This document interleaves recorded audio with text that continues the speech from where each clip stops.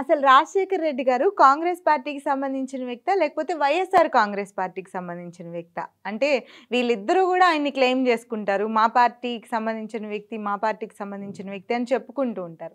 అసలాయన ఏ పార్టీకి సంబంధించిన వ్యక్తి?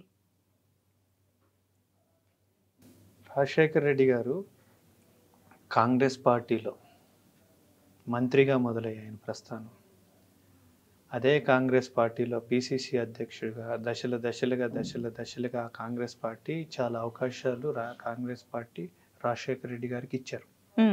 ఇదే సమయంలో రాజశేఖర్ రెడ్డి గారు కాంగ్రెస్ పార్టీకి మంచి సేవలు చేశారు.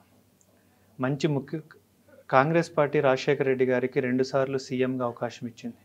అదే సమయంలో పేద ప్రజల్లో రాజశేఖర్ రెడ్డి గారు నిలిచిపోయారు. అలాంటి రాజశేఖర్ రెడ్డి గారు చనిపోయినప్పుడు కూడా తన పైన కాంగ్రెస్ జెండా కప్పుకొనే చనిపోయారు. కానీ తర్వాత కొంతమంది స్వార్థంతో వైఎస్ఆర్ కాంగ్రెస్ పార్టీ అని ఆవిర్భవించింది. ఆ వైఎస్ఆర్ అనేదే ఒక బూటకం వాళ్ళ పార్టీలో. వైఎస్ఆర్ అంటే మనం ఏమనుకుంటాం? వైఎస్ రాజశేఖర రెడ్డి గారే అనుకుంటాం. కానీ వాళ్ళ వైఎస్ఆర్లో నిజమైన వైఎస్ఆర్ లేరు. యువజన శ్రామిక రైతు పార్టీ అని వాళ్ళు పెట్టుకున్నారు. అక్కడి నుంచే ప్రజలను మభ్యపెట్టడం మొదలుపెట్టారు.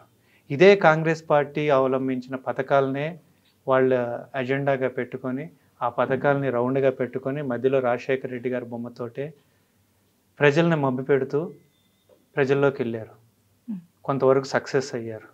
సక్సెస్ అయిన తర్వాత ప్రజలు కూడా చూసింది ఏంటంటే, నిజమే చాలామంది చెప్పారు, అసలు వైఎస్ఆర్ అంటేనే మన రాజన్న కాదు కదా, అక్కడి నుంచి ప్రతిదీ అబద్ధమే, వీళ్ళ పరిపాలన కూడా అబద్ధమే అని ప్రజలు అర్థం చేసుకున్నారు. ప్రజలతో పాటు మా పీసీసీ అధ్యక్షురాలు షర్మిలారెడ్డి గారు కూడా అర్థం చేసుకున్నారు.